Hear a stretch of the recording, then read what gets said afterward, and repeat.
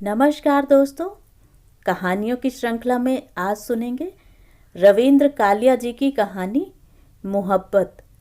लेकिन उससे पहले मेरा आपसे विनम्र अनुरोध है कि अगर मेरे द्वारा सुनाई हुई कहानियाँ आपको अच्छी लगती हैं तो मेरे चैनल को सब्सक्राइब ज़रूर करें, लाइक करें और अपने दोस्तों और परिचितों में शेयर भी करें। बेल आइकन दबाना बिल्कुल भी ना भूलें। आज सुनिए मोहब्बत। कपिल चाय की चुस्कियां लेते हुए अखबार पढ़ रहा था। तभी गोपाल ने सूचना दी कि 2 महिलाएं मिलने आई हैं। कपिल टॉयलेट से फारिग होकर ही किसी आगंतुक से मिलना पसंद करता है। उसने खिन्न होते हुए कहा, इतनी सुबह?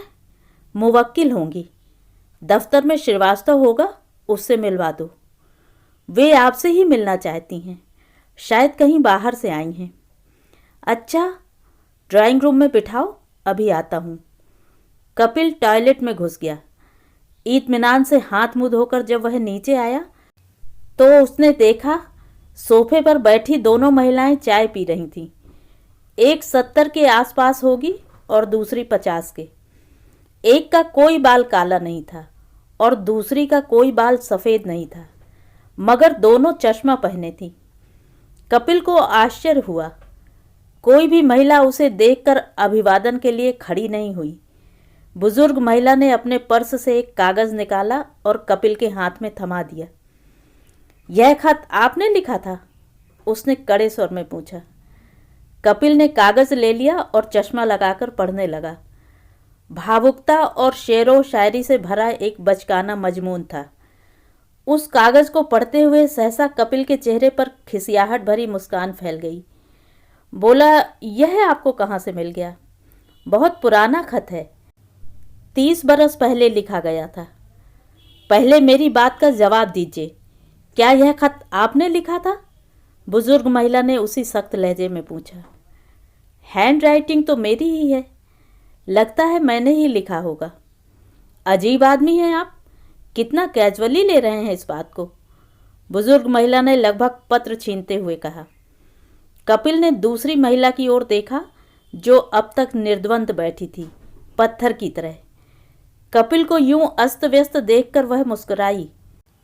उसके सफ़ेद संगमरमरी दांत पल भर में सारी कहानी कह गए।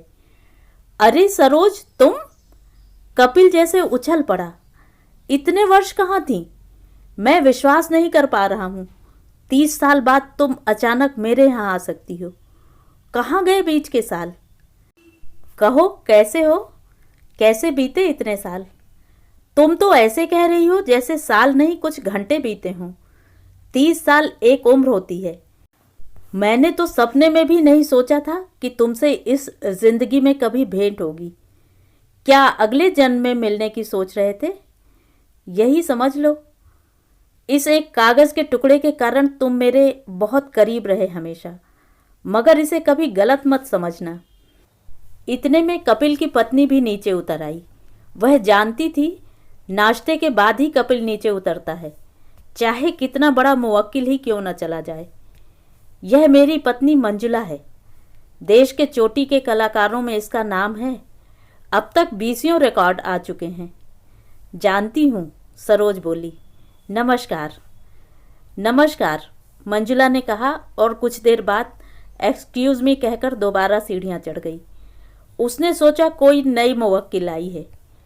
मंजुला की उदासीनता का कोई असर दोनों महिलाओं पर नहीं हुआ। बच्चे कितने बड़े हो गए हैं? सरोज ने पूछा। उसी उम्र में हैं जिसमें मैंने यह खत लिखा था। शादी हो गई या अभी खत ही लिख रहे हैं? सरोज ने ठहाका लगाया। कपिल ने साथ दिया। बड़े की शादी हो चुकी है, दूसरे के लिए लड़की की तलाश है। क्या करते हैं? बुजुर्ग महिला ने पूछा। बड़ा बेटा जिलाधिकारी है बहराइच में और छोटा मेरे साथ वकालत कर रहा है, मगर वह अभी कंपटीशन में बैठना चाहता है।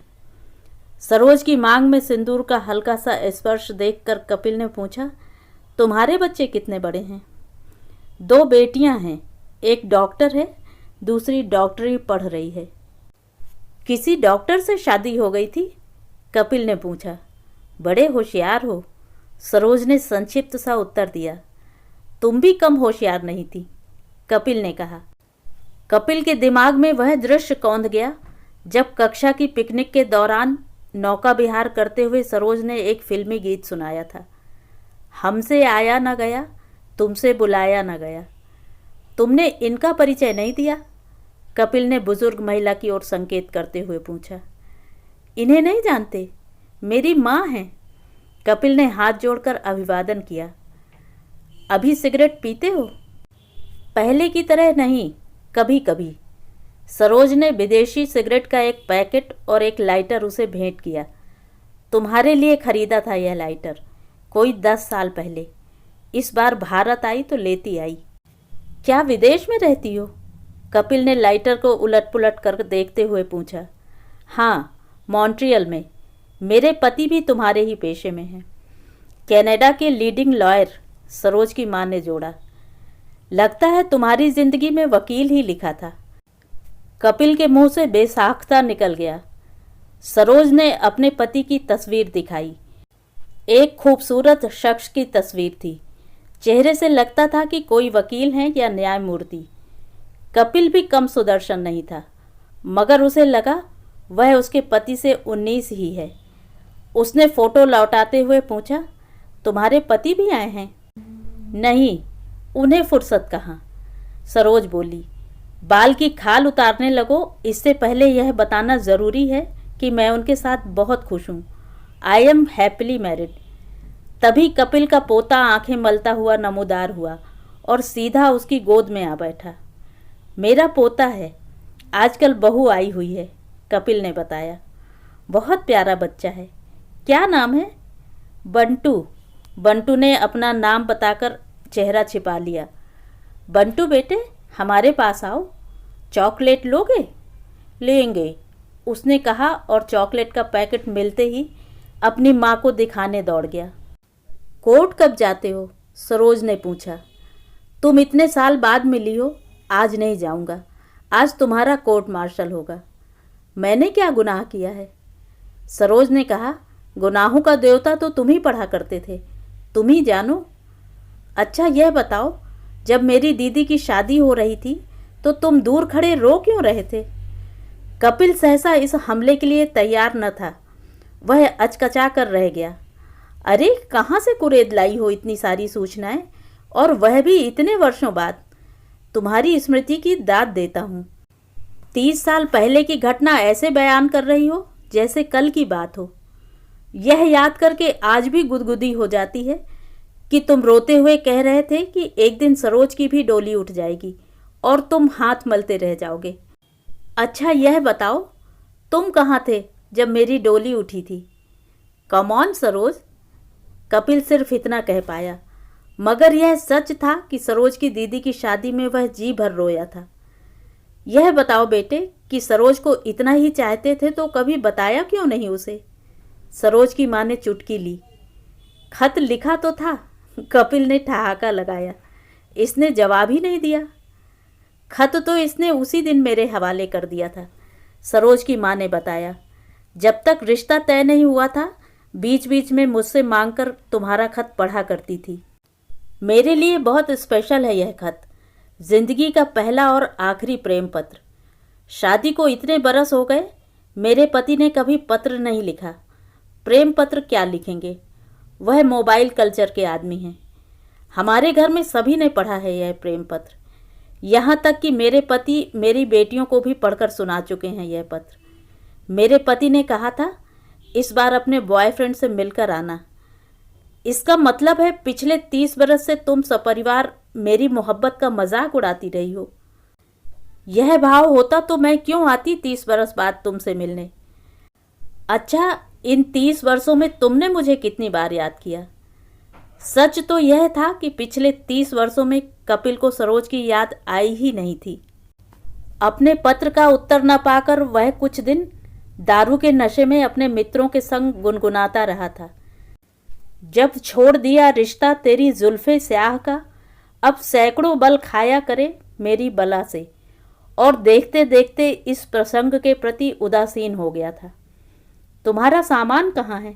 कपिल ने अचानक चुप्पी तोड़ते हुए पूछा। बाहर टैक्सी में, सोचा था नहीं पहचानोगे तो इसी से चंडीगढ़ चले जाएंगे। आज दिल्ली में ही रुको, शाम को कमानी में मंजुला का कॉन्सर्ट है। आज तुम लोगों के बहाने मैं भी सुन लूँगा। दोपहर को पिकनिक का कार्यक्रम रखते हैं, सूरज कुंड चलेंगे और बहू को भी घुमा लाएंगे। फिर मुझे तुम्हारी आवाज़ में वह भी तो सुनना है, हमसे आया न गया तुमसे बुलाया न गया, याद है या भूल गई हो? सरोज मुस्कुराई। कमबख्त याददाश्त ही तो कमज़ोर नहीं है। कपिल ने गोपाल से सरोज का सामान नीचे बेडरूम में लगाने को कहा। बाहर कोयल कूक रही थी। क्या कोयल को भी अपने साथ लाई हो? कोयल तो तुम्हारे ही पेड़ की है। यकीन मानो मैंने 30 साल बाद वह कूक सुनी है। कपिल शर्मिंदा होते हुए फलसफाना अंदाज में फुसफुसाया। यकीन नहीं होता, मैं ही वह कपिल हूँ जिससे तुम मिलने आई हो और मुद्दत से जानती हो। कुछ देर पहले तुमसे मिलकर लग रहा था कि वह कपिल कोई दूसरा था जिसने तुम्हें खत लिखा था। Take it easy man, Saroj उठते हुए बोली। ज़्यादा फिलॉसफी मत बघारो। यह बताओ टॉयलेट किधर है? कोयल ने आसमान सिर पर उठा लिया था। तो ये थी कहानी। कहानी आपको कैसी लगी कमेंट करके ज़रूर बताएं।